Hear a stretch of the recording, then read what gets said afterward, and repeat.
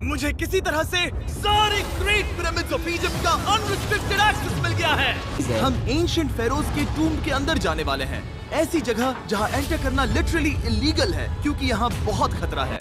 हमें एक्सप्लोर करने के लिए सिर्फ 100 घंटे मिले हैं और हम शुरू करने वाले हैं अभी इसी वक्त। मेरे पीछे आओ बॉयज, मजा आने वाला है। कितना खूबसूरत है। किसी ने ये पत्थर 4500 साल पहले रखा था। बिल्कुल सही, ये पिरामिड लगभग 4500 साल पुराना है। जिस पैसेज में हम हैं वो हमें वहां ले जाता है जिसे इजियोलॉजिस्ट कहते हैं। इफुकू का टूर, वो जिसने पिरामिड बनाने का हुक्म दिया था। ये कमरा द ग्रैंड पिरामिड कहलाता है। शायद हमने इस पिरामिड का कितना % एक्सप्लोर किया होगा? हमें इस सवाल का जवाब कभी ना मिले। ये सबसे कूल तरीका था जवाब देने का। ये वो कमरा है जहाँ किंग को दफनाया गया था। चलो चल के देखते हैं। ये देखने में काफी खूबसूरत लग रहा था। ये क्या है? 4600 साल पहले यहाँ पर किंग को दफनाया था। मुझे लगता है कि इस पिरामिड के अंदर कहीं और भी एक चेम्बर है जिसे हमने अब तक नहीं ढूंढा है, और उसमें शायद राजा का शरीर हो सकता है। पता है क्या, इस वीडियो में हम वही ढूंढने वाले हैं। क्योंकि हम सच में पिरामिड के सैकड़ों फीट नीचे से धरती के सबसे बड़े पिरामिड की सबसे ऊंची चोटी को एक्सप्लोर करने वाले हैं। ये तो जबरदस्त था। दूसरी बड़ी पिरामिड को एक्सप्लोर करने से पहले 20 कैंप दिखाना चाहता हूँ। हमारे पास एक डिनर टेबल है, कुछ टेंट्स हैं सोने के लिए, और ओके, यहाँ तक कि हमने लाइट्स भी लगाई हैं ताकि तुम पिरामिड्स को कैंप से देख सको। ये इस दुनिया की सबसे महंगी नाइट लाइट होगी। ये वो पिरामिड है जिसे हम एक्सप्लोर करने वाले हैं। ये हम शुरू करेंगे 5 बजे से। ये पिरामिड अपने समय के लिए इतने टेक्नोलॉजिकल एडवांस थे कि कुछ लोग इनका क्रेडिट जिम लाइट को देते हैं तो कुछ लोग इनका क्रेडिट एलियन को देते हैं। ठीक है बॉयज, उम्मीद है तुम अगला पिरामिड एक्सप्लोर करने के लिए तैयार हो। The pyramid of खाफरे। आखिरकार इस विशालकाय पिरामिड की संरचना क्या है? हमें ये समझ में आया कि हर पिरामिड के बाहर केसिंग लगी हुई है। एक जमाने में ये ऐसी ही दिखती थी। राई हमें धरती के 100 फीट नीचे खाफरे के पिरामिड में ले गया। यहाँ एक ऐसी जगह है, यहाँ पर आधुनिक दुनिया में से कोई भी यहाँ पर नहीं गया है। हमें नहीं पता था कि हमें नीचे जाकर क्या मिलेगा। कार्डबोर्ड था।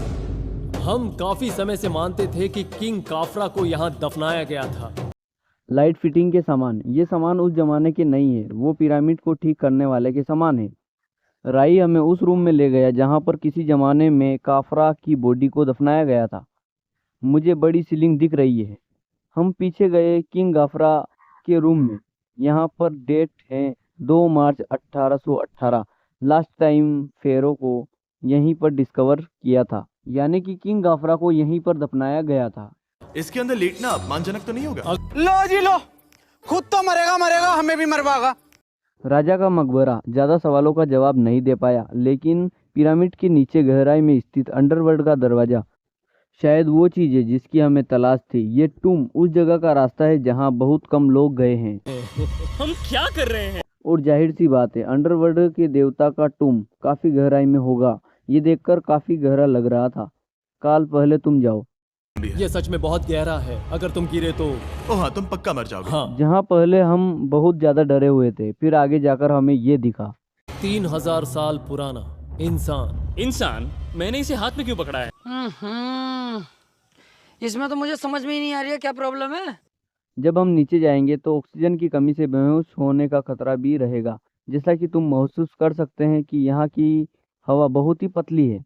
यानी कि यहीं पर है उस अंडरवर्ल्ड का दरवाजा।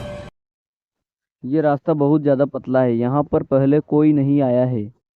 उसी के राइट साइड में एक गुफा भी थी जो किसी को नज़र नहीं आ रही थी।